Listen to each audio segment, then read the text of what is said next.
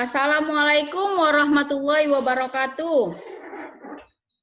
Waalaikumsalam warahmatullahi Waalaikumsalam wabarakatuh. warahmatullahi wabarakatuh. Baik, saya berdoa semoga kita semua ini dalam keadaan baik-baik saja, kemudian dimurahkan rezeki, ya. Kemudian kita berdoa semoga pandemi ini segera berakhir sehingga kita bisa berkumpul bertatap muka secara langsung. Nah, pada minggu ini kita akan membahas tentang materi yang baru karena minggu semalam bahasan materi kita adalah tentang review materi yang sudah pernah saya jelaskan. Nah, untuk minggu ini kita akan kembali membahas materi yang baru. Baik, saya akan share PPT saya. Silahkan kalian perhatikan dan silahkan catat pertanyaan-pertanyaan yang ingin kalian tanyakan nanti.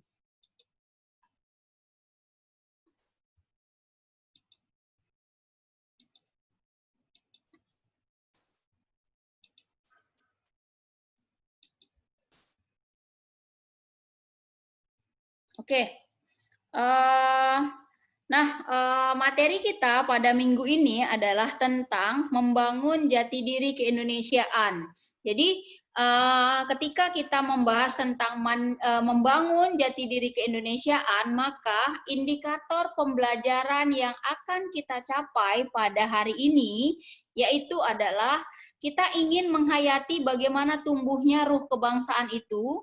Kemudian ya, kita ingin menganalisis bagaimana perjuangan organisasi pergerakan kebangsaan. Kemudian ya, bagaimana proses penguatan jati diri bangsa Indonesia. Dan yang terakhir, kita ingin meneladani nilai-nilai perjuangan para pemuda dan pelajar. Ya, jadi ini adalah indikator yang akan kita bahas ataupun yang akan kita dapatkan pada minggu ini. Oke, nah untuk materi awal di mana kita akan membahas bagaimana karakteristik perjuangan bangsa Indonesia melawan kolonialisme setelah tahun 1907.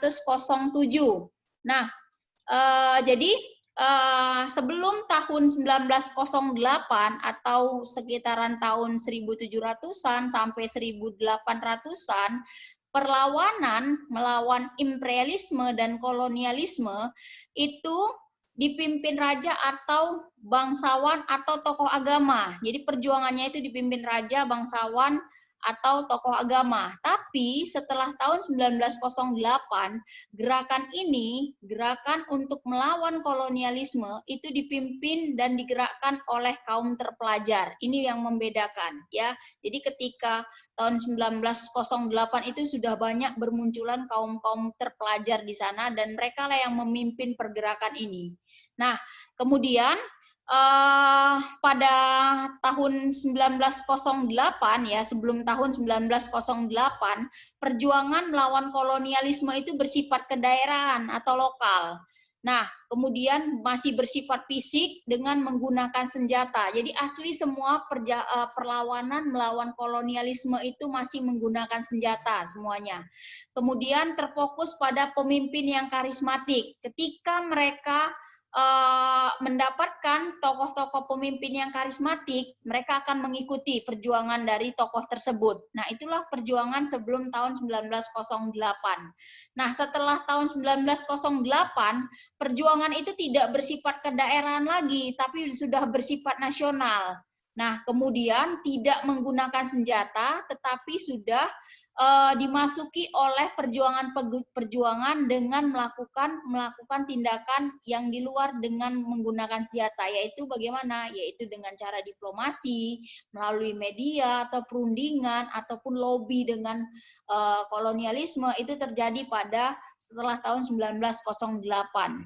Nah, kemudian pada tahun setelah 1908 organisasi-organisasi itu mulai muncul sehingga timbullah kaderisasi untuk melawan kolonialisme ini. Karena apa? Karena pada saat itu organisasi sudah banyak sekali yang menentang imperialisme dan kolonialisme. Nah, kenapa bisa timbul ataupun bisa muncul kaum terpelajar? Semuanya itu karena ada politik etis yang diterapkan oleh Belanda. Nah, politik etis ini apa? Politik etis ini adalah politik balas budi, ya, politik balas budi yang dilakukan oleh pemerintahan Belanda terhadap Indonesia.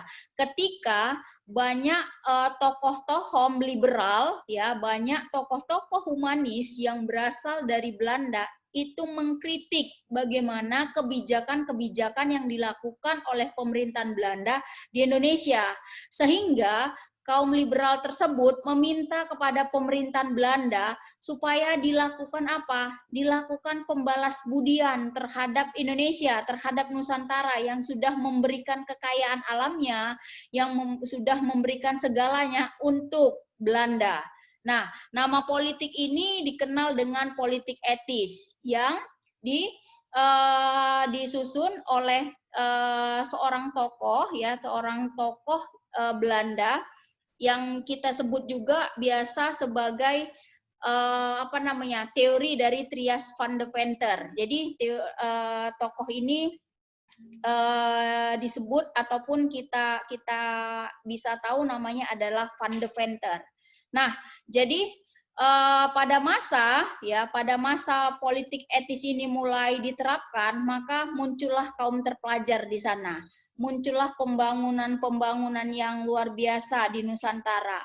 Nah, muncullah juga perpindahan penduduk yang sangat banyak sekali untuk wilayah-wilayah yang padat seperti di Jawa, itu dipindahkan ke daerah-daerah yang penduduknya masih sangat kurang seperti Kalimantan, Sumatera. Nah, dipindahkanlah ke wilayah-wilayah yang masih sangat kurang. Nah, ini adalah tujuan politik etis supaya apa? Menyeimbangkan keadaan yang ada di Nusantara. Nah, kemudian pada saat 1908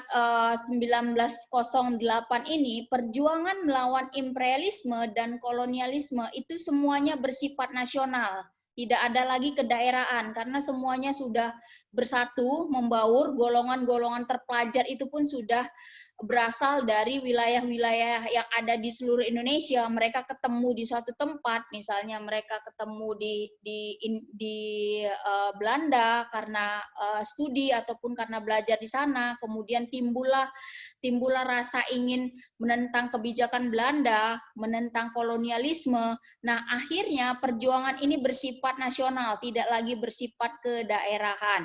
Nah, sehingga ketika perjuangan bersifat nasional, kesadaran nasional pun mulai tumbuh di antara masyarakat Indonesia, di antara golongan terpelajar, di antara orang-orang terbawa di Indonesia. Karena apa? Golongan terpelajar ini masuk ke rakyat-rakyat jelata untuk menjelaskan betapa pentingnya kesadaran nasional, betapa pentingnya ya perjuangan yang sifatnya nasional.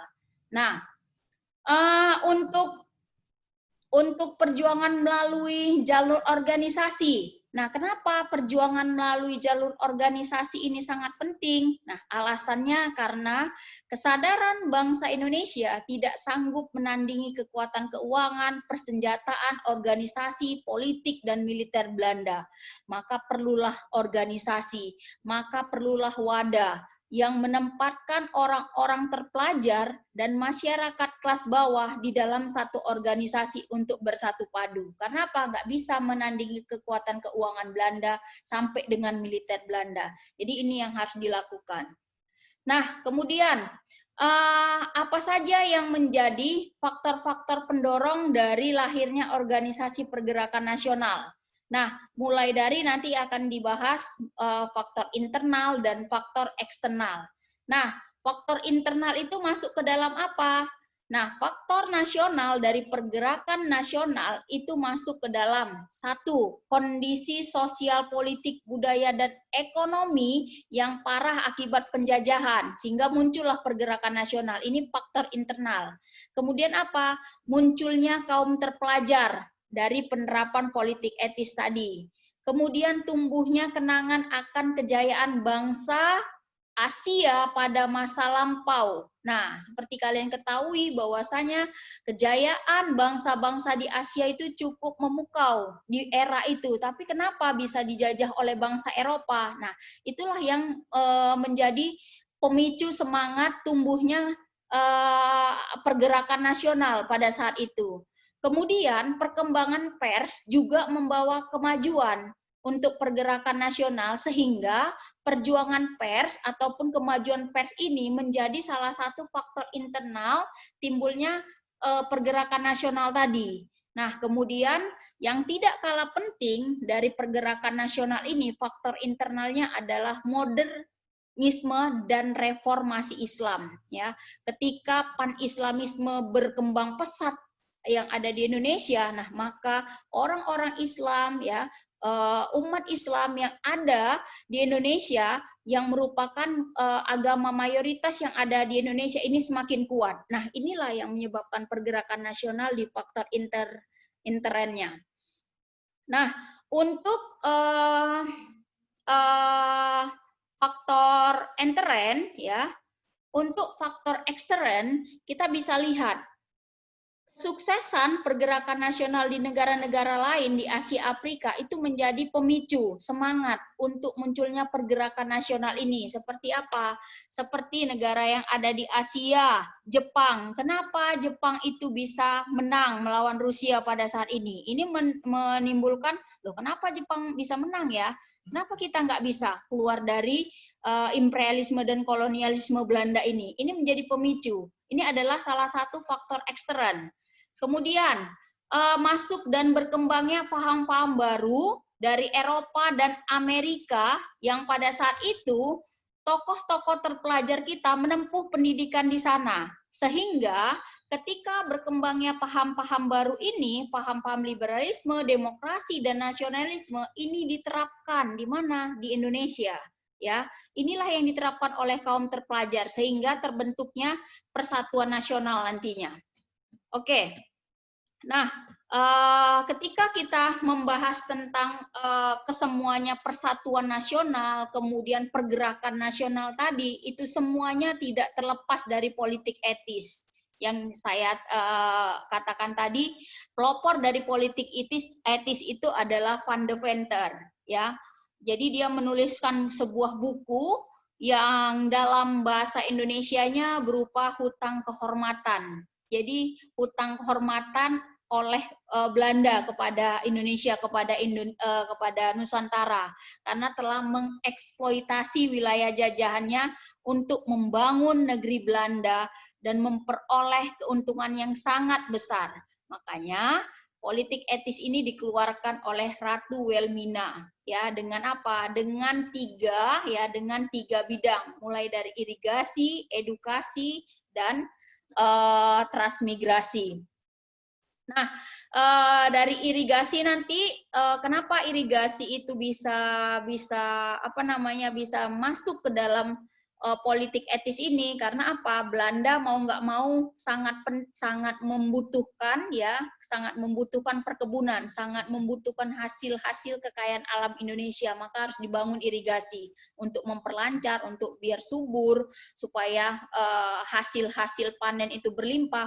Maka bangunlah sarana-sarana irigasi, mulai dari pembangunan bendungan-bendungan dan yang lain sebagainya. Kemudian transmigrasi juga merupakan salah satu faktor pembuat perkebunan ini semakin berkembang. Karena apa? Ketika di Belanda penduduknya padat, sementara di Kalimantan itu penduduknya sangat sedikit. Nah, artinya perkebunan-perkebunan yang ada di Kalimantan dan Sumatera itu akan terbengkalai, maka perlu pemindahan penduduk ke sana. Kemudian edukasi tadi menimbulkan kaum-kaum terpelajar ya. Nah, kemudian kalau kita lihat mengenai pers yang membawa kemajuan tadi, banyak sekali surat-surat kabar pada masa 1908 sampai dengan 1920, 1930 itu berkembang. Nah, termasuk di wilayah-wilayah kampung kalian. Nah, ternyata di Madinah, kemudian di Tapsel, kemudian di mana di kawasan-kawasan apa namanya Tapanuli Selatan di sana itu banyak sekali surat kabar yang muncul di sana. Untuk apa? Surat kabar itu rata-rata ya ingin ingin menentang kolonialisme dengan cara-cara yang mereka buat itu berbeda-beda. Nah, salah satu contohnya ketika tokoh yang ada di Mandailing Natang bernama Sultan Kumala Bulan, nah itu menuliskan tulisannya untuk mengkritik kebijakan-kebijakan Belanda di daerahnya, di Mandailing Natal di sana. Nah, artinya pers itu sangat membawa kemajuan sekali pada saat itu, sangat membawa aura yang positif bagi masyarakat di Madinah pada saat itu. Walaupun ya masyarakat kelas rendah pada saat itu belum mengenal tulisan, belum bisa membaca tulis, tetapi melalui orang-orang yang sudah dipilih, nah penyampaian informasi itu tersampaikan bukan melalui bacaan surat kabar, tetapi melalui lisan tadi. Nah, lisannya bagaimana? Apakah mereka itu menyampaikannya dengan bahasa Indonesia? Tidak, mereka menggunakan bahasa daerahnya masing-masing. Sehingga ini yang dapat memicu akhirnya apa? Akhirnya itu semangat untuk memperjuangkan kemerdekaan itu semakin kuat. Nah, karena apa? Asalnya dari surat kabar ini, pers ini tadi. Nah, di masing-masing daerah itu perkembangan pers itu sangat maju sekali, sangat pesat. Jadi kalian yang di daerah Tapsel dan sekitarnya itu nggak boleh berkecil hati. Karena apa? Pada 1908 sampai 1930 sampai 40 perkembangan pers di daerah kalian itu luar biasa pesatnya. Dan itu ada ada sumber-sumbernya, ada bukti-buktinya yang sampai dengan saat ini itu ada di museum Negeri Sumatera Utara, dan itu juga ada di perpustakaan daerah kita. Kalian bisa lihat di sana. Nah, kemudian modernisasi Islam ya. Ketika saya tadi menyebutkan bahwasanya pan-islamisme itu berkembang ketika masa kolonialisme itu, mau nggak mau masyarakat Indonesia yang notabene adalah masyarakat yang yang hampir dari sebagian rakyatnya itu beragamakan Islam. Nah, mereka bersatu untuk melawan imperialisme ini. Nah, mulailah terjadi reformasi pembaruan melalui pemurnian agama. Nah, jadi pan-islamisme itu juga salah satu faktor yang sangat penting sekali dalam menentang imperialisme dan kolonialisme di Indonesia pada saat itu. Nah, kemudian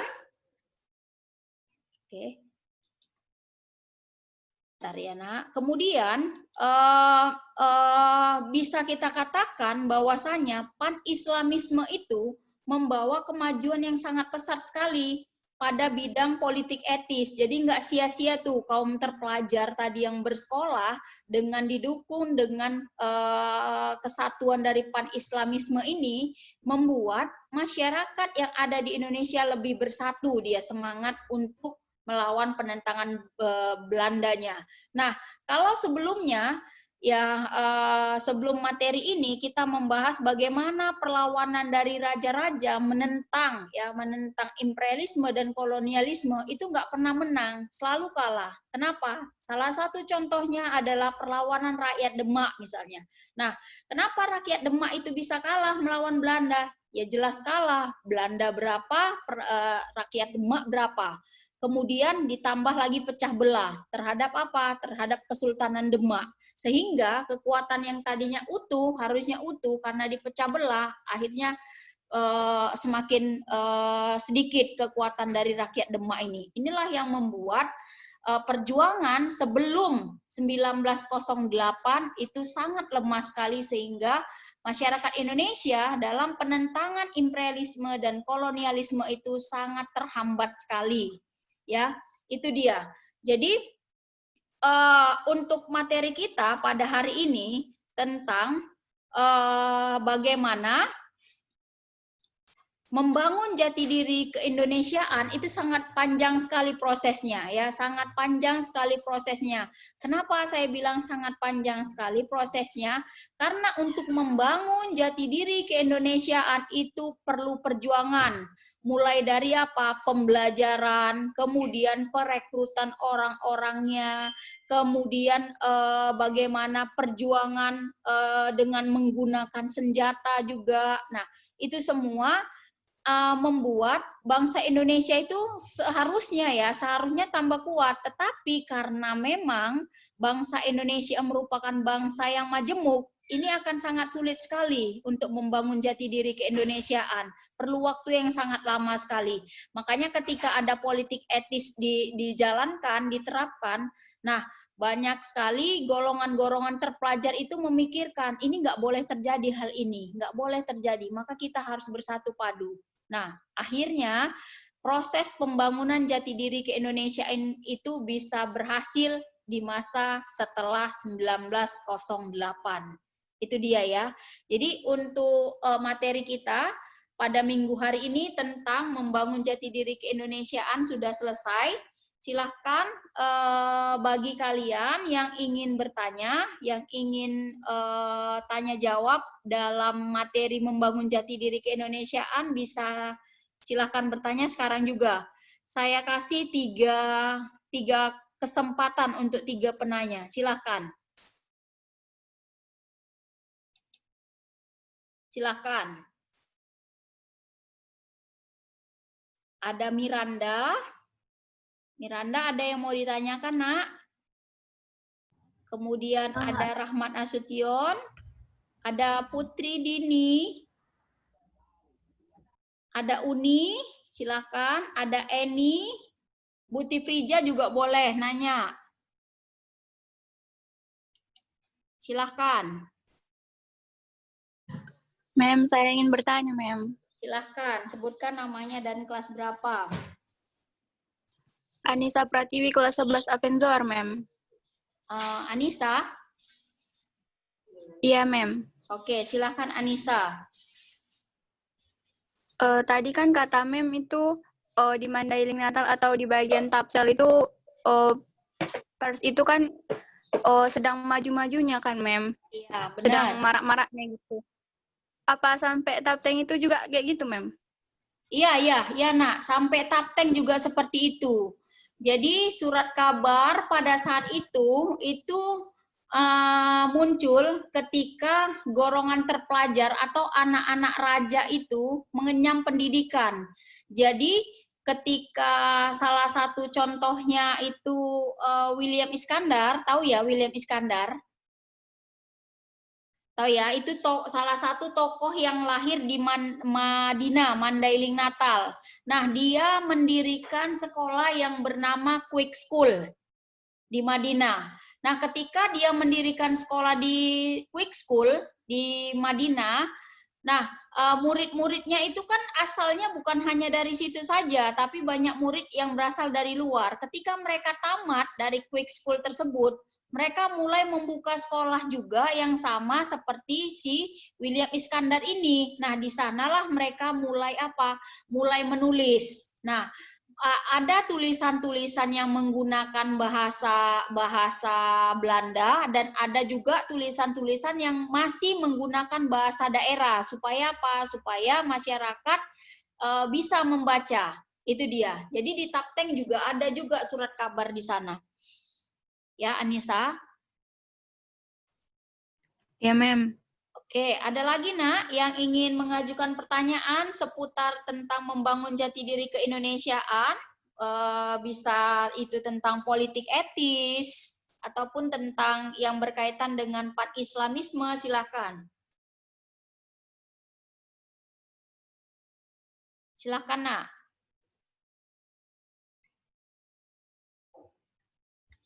Ada? Miranda gimana?